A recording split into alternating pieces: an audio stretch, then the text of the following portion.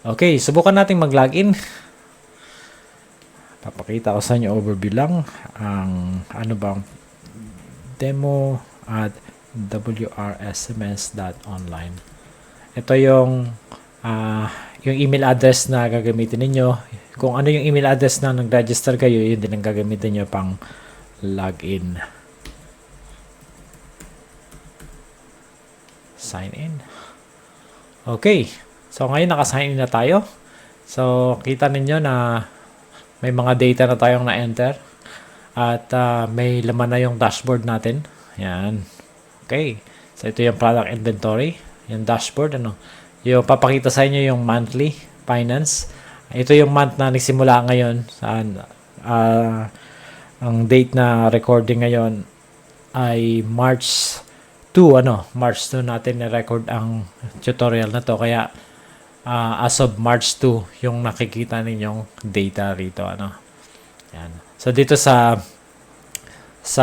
sidebar, andyan yung mga links sa sales, container management, hanggang sa main site. Kapag click itong main site, click mo yung main site, babalik tayo dito sa landing page, Tulad na sinabi ko kanina, yung login magiging logout kapag naka-login tayo. So, kapag click naman natin itong logo, babalik tayo doon sa main application. Ito. Ayan. So, sa support page naman, ito, click natin. Dito, pwede kayong mag-send ng request kung may mga problema kayo. Halimbawa, papaano gamitin ng ganito. Pwede nyo i-specify dito o i-describe kung ano yung mga problema na nararanasan ninyo na kailangan nyo ng support. O kung general inquiry or tungkol sa billing or account, nandito lahat. At yung priority level. Kung gaano ka urgent or hindi naman ka lala yung problema, yan, dito nyo i-set yung priority level. Automatic na detect yung email address kung sino yung user. So, kaya hindi nyo na kailangan palitan yan. Okay. Pero kung pwede nyo rin palitan yan on behalf of someone, halimbawa katrabaho ninyo na hindi siya makalagi ng ganito, pwede nyong gawin yan. Ayan. Tapos, submit a ticket. Yung submit ticket, lalabas yung mga nasubmit nyo dito sa baba. Ayan. So, dito naman sa station, makikita nyo kung anong station kayo. Yung active, yung current. Ito, demo WRS. Ito yung aking station ngayon. So, dahil sa station owner ako, makikita ko ito at pwede kong puntahan yung settings. Ganun din, pwede ako mag-register ng bagong station. Halimbawa, meron akong branch. Or mag-add ako ng station user. Pwede ako mag-add ng depende, iba-ibang role. Additional owner at admin or operator, delivery driver. Ayan. So, yung bawat role na yan ay may iba-ibang view. Kung ano yung nakikita ng station owner, yun ang makikita niya at hindi rin yun makikita ng ibang role tulad ng operator or driver. Ayan. So, balik tayo sa stations. So, kung marami kayong station, lalabas yan dito. Let's say, meron kayong 3 water station or water refilling station, lalabas yan dito. Pwede nyo yung switch. Pwede kayo mag-switch. May lalabas na dito sa action na switch button para makita ninyo kung ano yung progress ng water station ninyo. And more on detail pa sa mga susunod pa nating video. So, meron din ditong marketing, may discounts and promos. Pwede kayong mag-add ng mga ganyan para naka-attach doon pwede nyo i-attach sa isang customer. Diba? Ang customer may discount, may discount na 20 pesos na lang per container. Nandyan. At madidetect yan ng system. So, yung reports, nandito yung monthly report, yearly report. So, sa ngayon, wala pang gaanong data, pero dito lang lalabas kapag marami na tayong data. At dito naman sa finance, may accounts receivable. Dito makikita yung mga hindi pa nagbabayad o yung partial pa lang yung payment. Halimbawa, click natin itong status ay all. Yan. Isa pa lang yung record dito, ano. Sa invoice generation naman, pwede kang mag-generate sa halip na mag-add ka ng sale, pwede kang mag-generate ng invoice dito. Piliin mo lang yung customer at yung yung product ito 10, tapos generate invoice.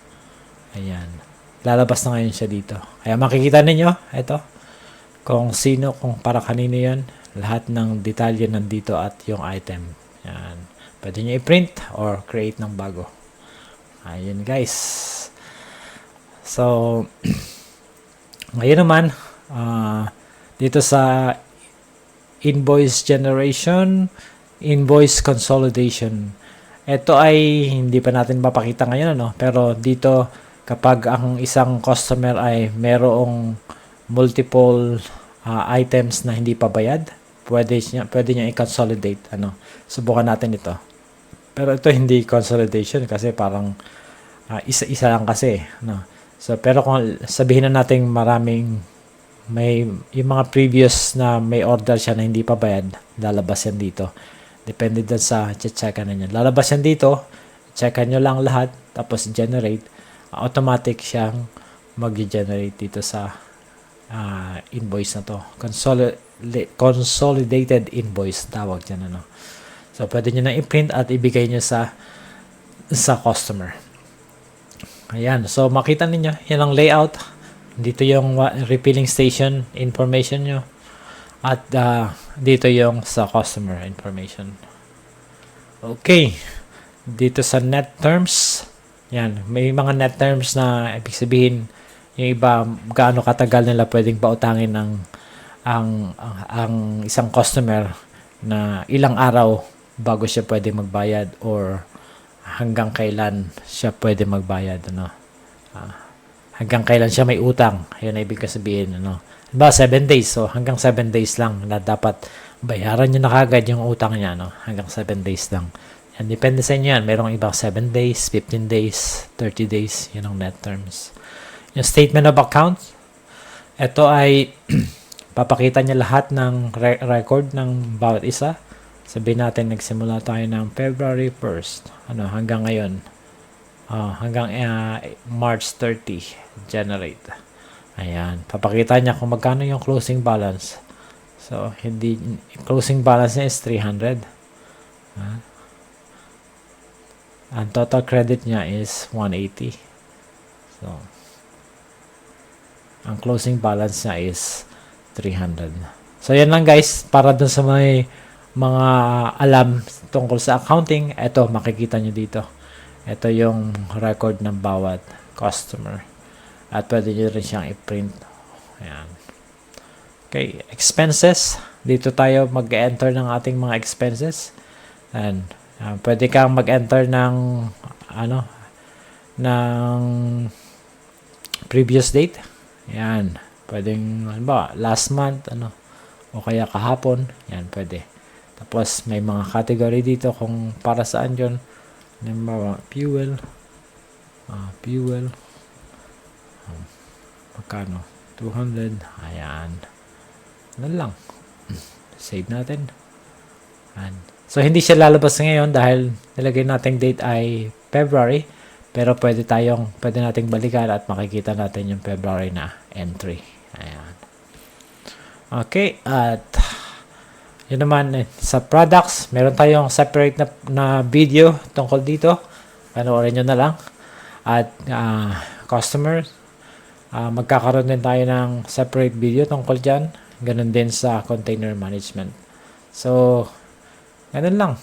Kaya, kapag halimbawa, nandito kayo sa page na to, gusto nyo bumalik sa dashboard, click nyo lang yung logo, balik kayo sa dashboard. Okay? Tapos, click nyo lang dito yung profile nyo. Makikita nyo yung subscription station kung kayo ay station owner or admin. Makikita nyo yan dito. At dito rin kayo magre-renew kung gusto nyo mag-renew. Mag-change ng password, palitan nyo yung information ng station detail nyo. Ayan, dito lahat gagawin Ayan.